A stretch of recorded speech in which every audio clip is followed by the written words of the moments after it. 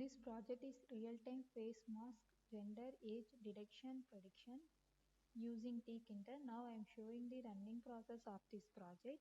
First I copy my file path and compile on Anaconda prompt. Here running command is python real-time face mask gender b.techprojectcenter.py.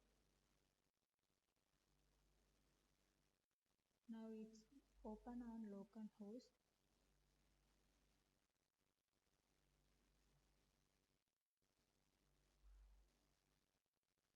And this is my window, face mask detection. Now I click the live streaming, webcam is on.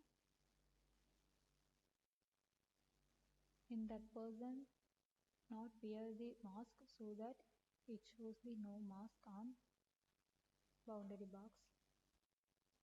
Top of the boundary box it shows the no mask and male and age 24, 25 to 32 like this.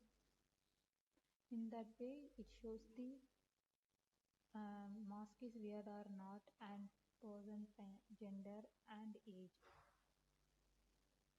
And now I am showing the backend process of this project.